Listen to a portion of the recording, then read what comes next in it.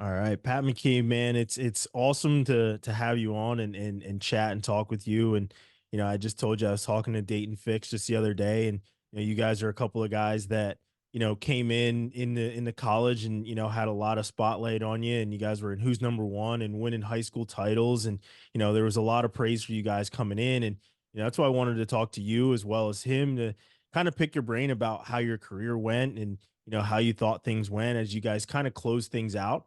So first question for you, and I kind of want to dig into a little bit, is you were part of the biggest class in Minnesota history in like 10 years when you came in.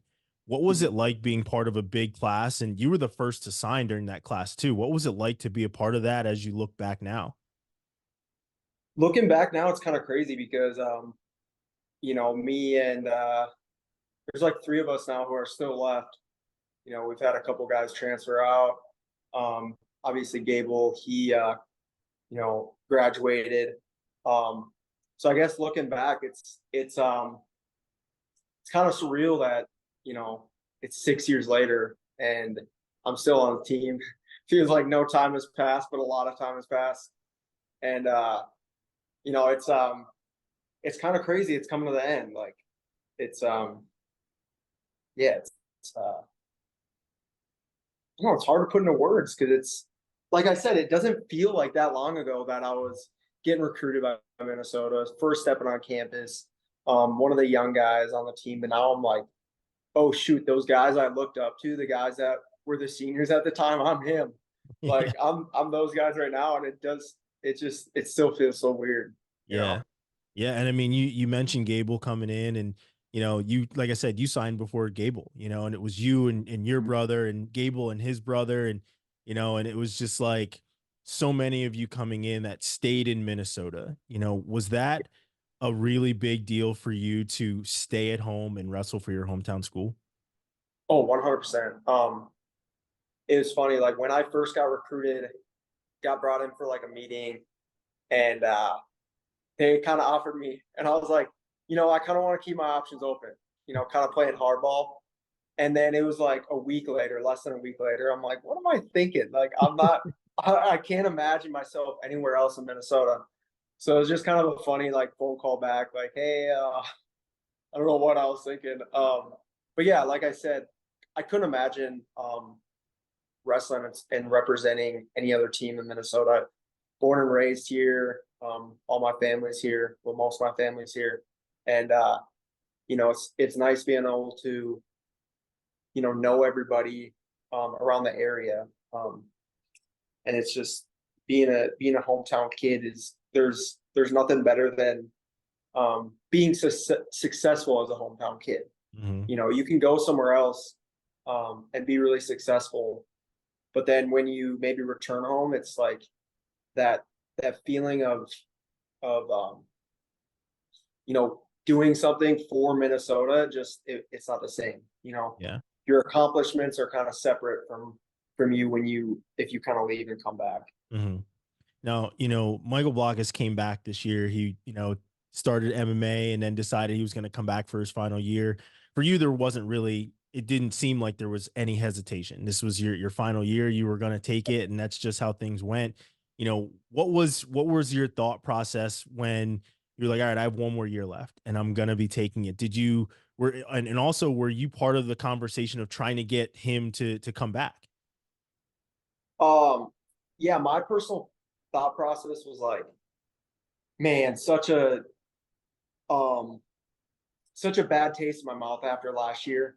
And I'm like, there's no way I'm going out like that. Mhm. And since we got that, extra year, like I knew I was gonna take it regardless. Especially like with my brother, he got a year taken away from him.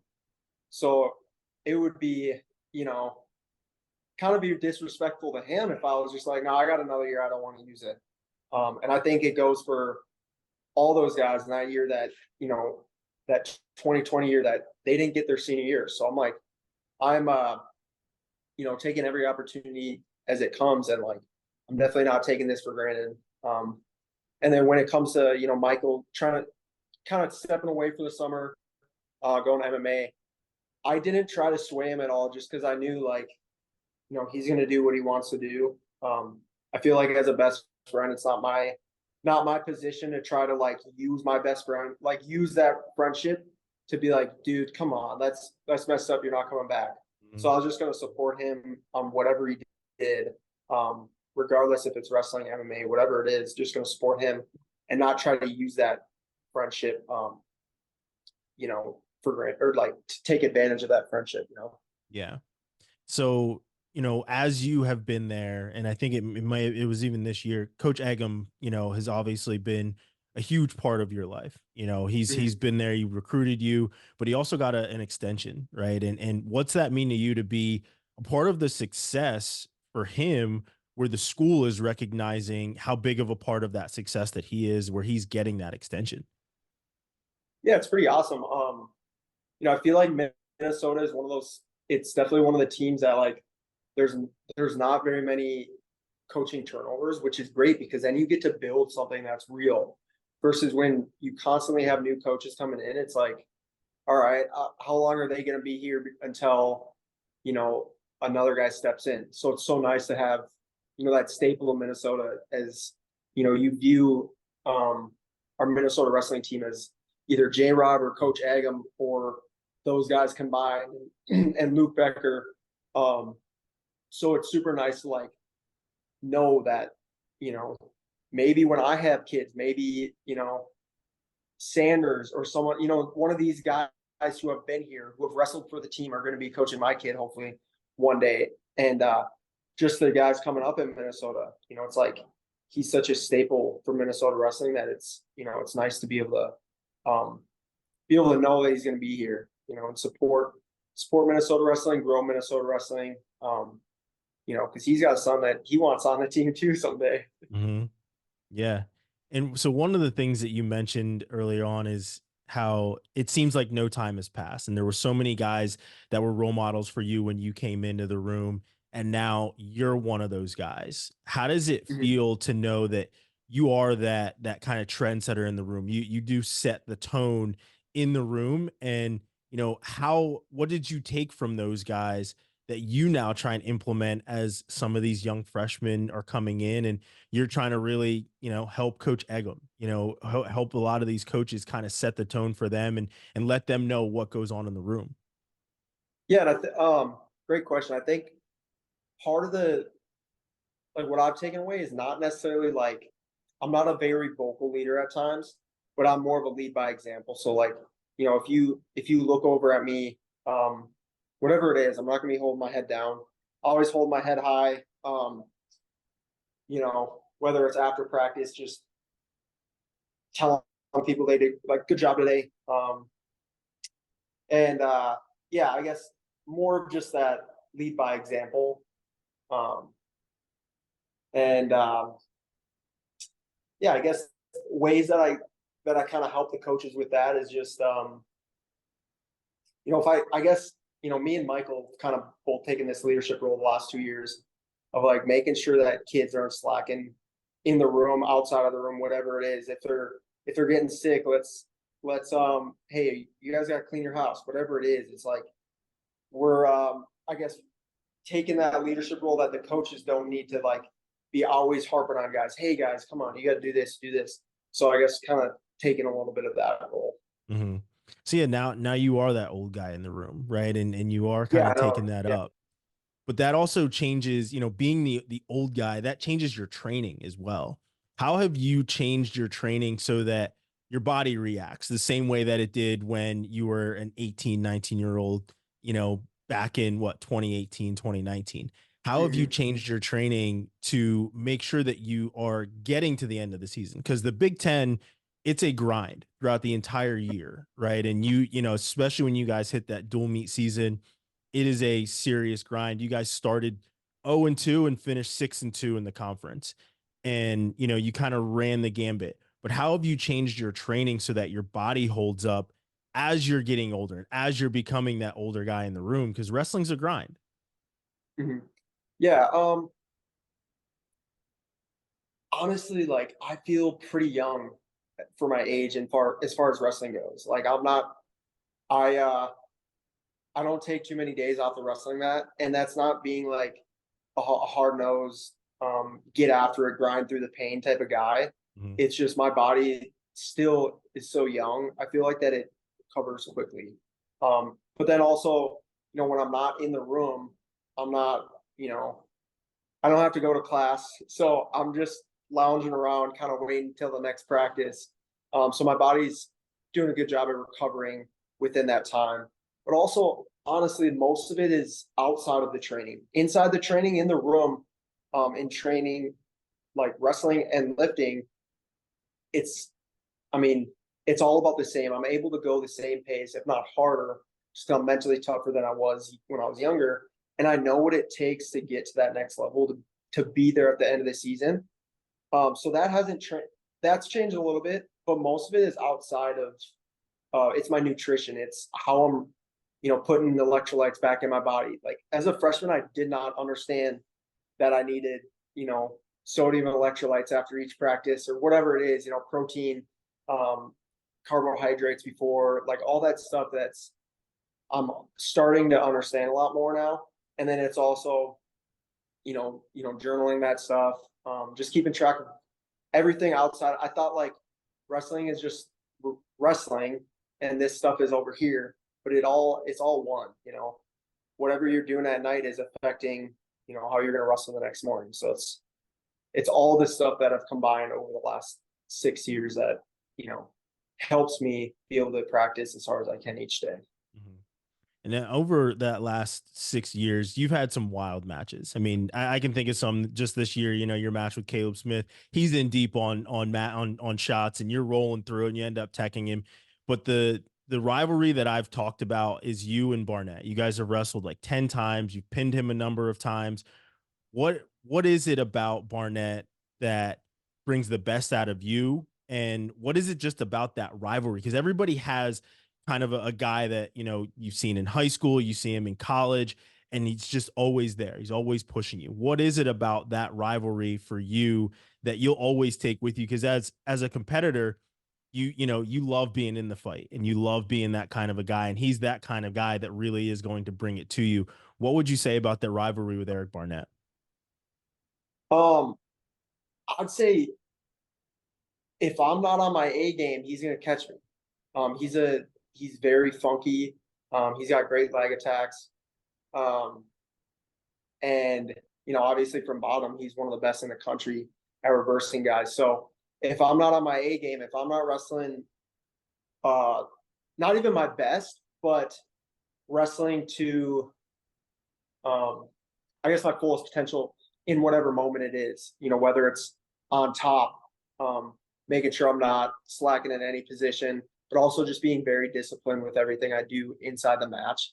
If I take kind of a mental lapse, that's when he's going to get to my legs. That's when he might, catch me at the elevator from bottom. So it's been nice because, I can't just go out and, um, I guess wing it against him. You got to kind of have a game plan. Mhm. Now you were able to pin him in your last duel at home. How did Mhm. that feel in front of that crowd for the last time, in a match where, like I said, it's been a rivalry with you and him over, the course of both your careers. How did that feel to get that win in front of your home crowd?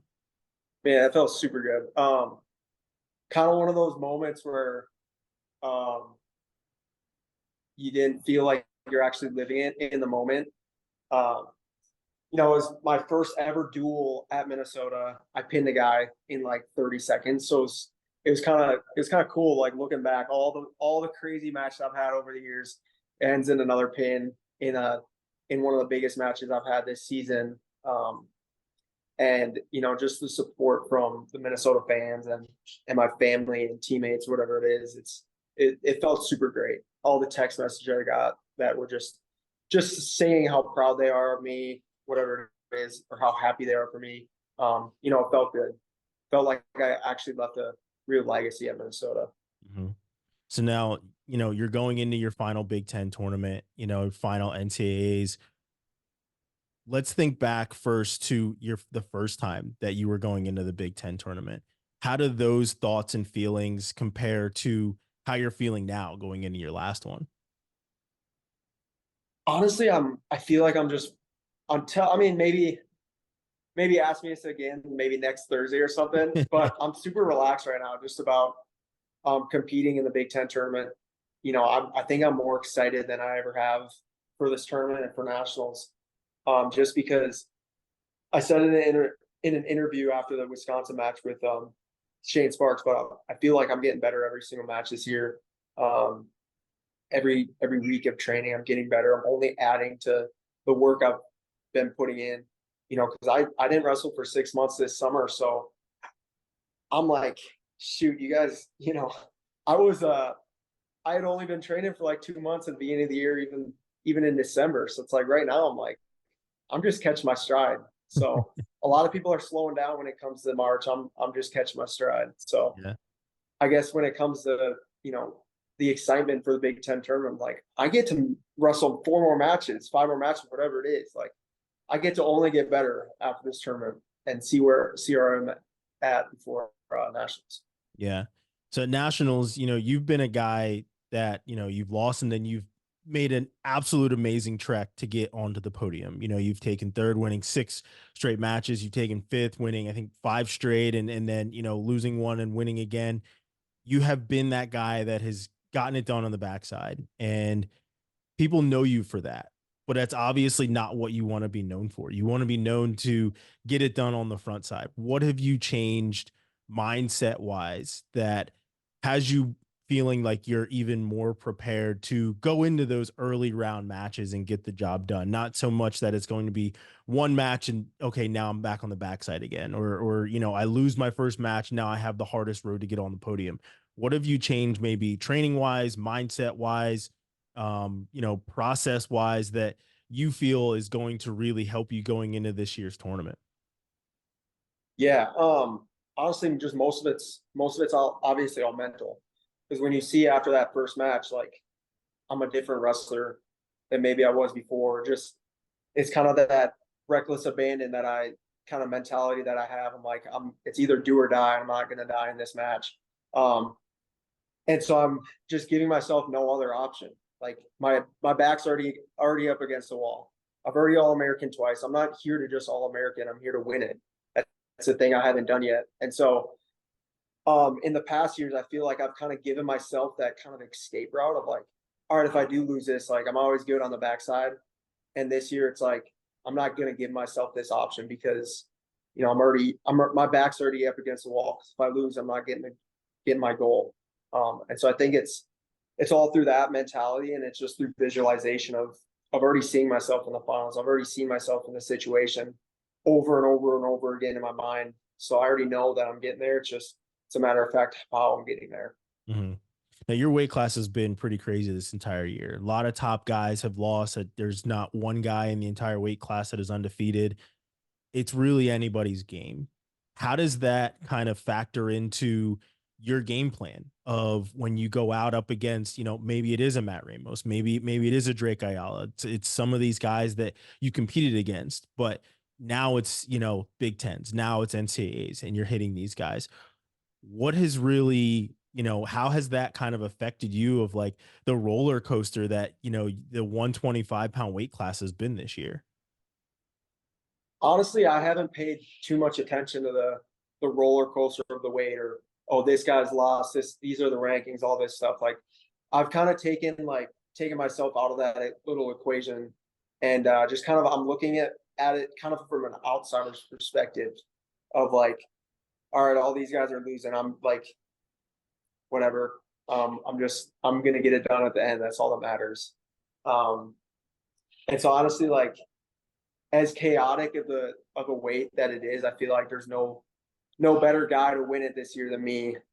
He's one of the most chaotic wrestlers, I think, when it comes to the national tournament. And so that's just kind of something that I've been telling myself, like, um, when it's time, like I'm gonna show up and get the job done. Mhm. So, we started out by talking about your recruiting class, and I want to go back to that.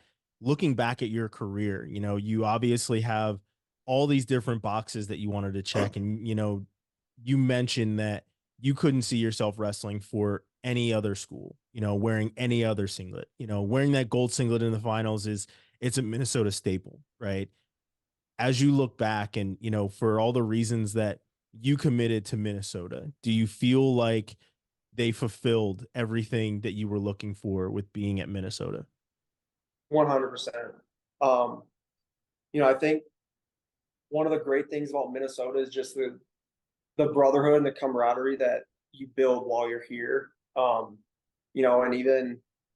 even guys who have came here before, the Jared Lawrence's, the Chad Kraft, Brandon Paulson, Brandon Egg. I'm like all these guys, they're still coming around all the time, and it's still one big, kind of united Gopher wrestling family. Um, so on top of that, but also on top of that is like, just the kind of hard nosed mentality that you got to build while you're here. Every college they train hard, but I think there's just something about being a Minnesota wrestler that's just a little bit different because kind of who came before you, um, and kind of especially for me, I know how Coach Jay Robinson was with these guys. It's like they just developed a different type of mentality that they're going to go out and just kind of destroy you and destroy your dreams. And I think that's something you can kind of take into life. It's like whether you're going to wrestle all 5 years, whether you're going to compete after wrestling, go into MMA, whatever it is, business.